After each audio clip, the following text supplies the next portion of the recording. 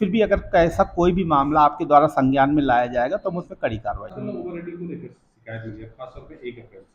तो ये जो असमंजस की स्थिति बनी हुई है, इसको लेकर आप क्या कहेंगे? देखिए, 2 स्थितियाँ हैं। आप सभी जानते हैं कि वित्तीय वर्ष नया प्रारंभ हुआ है और जब भी वित्तीय वर्ष प्रारंभ होता है तो मदिरा के जो इस बार रेट है, लगभग 15% मदिरा और बियर के रेट बढ़े हुए हैं। चूँकि हमारी समस्त दुकानों का लगभग मैक्सिमम दुकानों का नवीनीकरण हुआ है, तो उनमें पुराना स्टॉक होता है। जो पुराना स्टॉक होता है उसमें पिछले साल की एमआरपी अंकित होती है। चूँकि हमारा रेवेन्यू डिपार्टमेंट है और हमारा 1 अप्रैल से टैक्सेशन बढ़ जाता है, तो हमारे मदिरा के रेट लगभग 80 से 100 रुपए बॉटल और बियर के रेट 30-35 रुपए बॉटल बढ़ गए हैं। लेकिन एमआरपी उनमें पुरानी ही अंकित है। इसलिए एक ये समस्या बहुत ज़्यादा उत्पन्न हो रही है, क्योंकि ये आम जनमानस को लग रहा है कि बहुत ज़्यादा उनसे ओवर चार्जिंग की जा रही है, जबकि ऐसा नहीं है। वो बढ़े हुए रेट हैं और इसीलिए हमने सभी दुकानों में नई एमआरपी लगवाई है।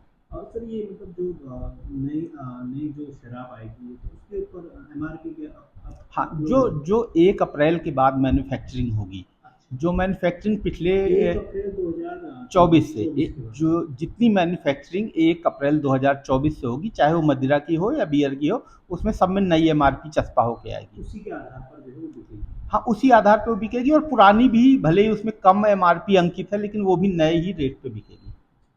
अब सर जिले में जो तमाम शराब की जो दुकानें हैं या जैसे जो नई खुल रही है उनके लिए भी अगर कुछ आप नियम वगैरह आपके द्वारा नहीं, आबकारी के समस्त द्वारा। समस्त आबकारी निरीक्षकों को निर्देशित किया गया हो कि सबसे प्रथम दृष्टया हर मदिरा दुकान में रेट लिस्ट अंकित करवाना सुनिश्चित करें। मेरी तरफ से कड़े निर्देश हैं। इसके अलावा हमने कहा जो भी गलती करेगा, जो भी ओवर चार्जिंग करते हुए पकड़ा जाएगा, उसको पहली गलती में 50,000 रुपये, दूसरी गलती में 75,000 रुपये और तीसरी गलती में 1 लाख रुपये का जुर्माना किया जाएगा।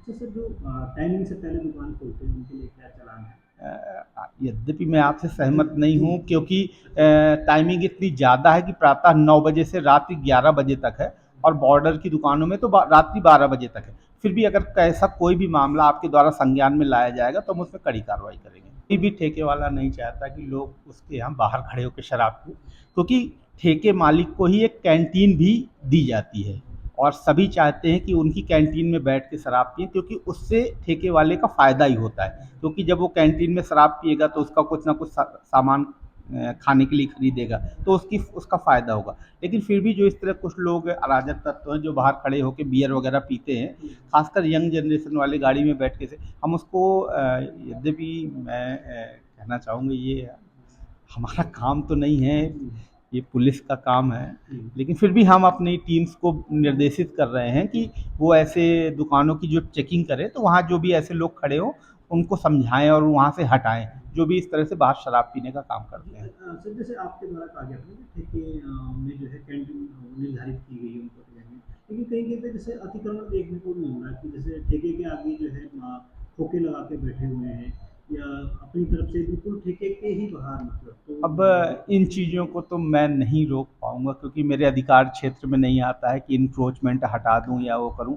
हम उन्हीं तो के कारण सर वो मतलब जो है वहाँ पर हाँ, नहीं, बाहर बिल्कुल नहीं आपकी किया बात सही। गया। जहाँ पे मदिरा की दुकान होती है वहाँ पे कई लोग अपनी आजीविका के चलते दुकानें खोल लेते हैं। नहीं, जैसे ठेके के ही बाहर, मतलब ठेके के ही आगे, मतलब जैसे होता है ना सर, एक अतिक्रमण मतलब ठेके वालों ने लगाया जैसे लगा, उनके लिए कुछ है कि आप जैसे कुछ दायरा होता होगा ना, कोई दायरा तो नहीं? नहीं, नहीं, हमारे यहाँ ऐसा कोई नियम नहीं। हम तो हमारा नियम सिर्फ़ इतना है कि जो भी मदिरा दुकान होगी, उसके पास हम एक कैंटीन का लाइसेंस ठेके वाले को देंगे, बस, दैट्स ऑल। That's all. अब इसके अलावा जो और लोग खोल रहे हैं, अब हम लोग उन ठेके वाला खुद ही मना करता है कि आप मत शराब पिलाओ, क्योंकि वो तो चाहता है उसकी कैंटीन में बैठ के लोग पिएँ।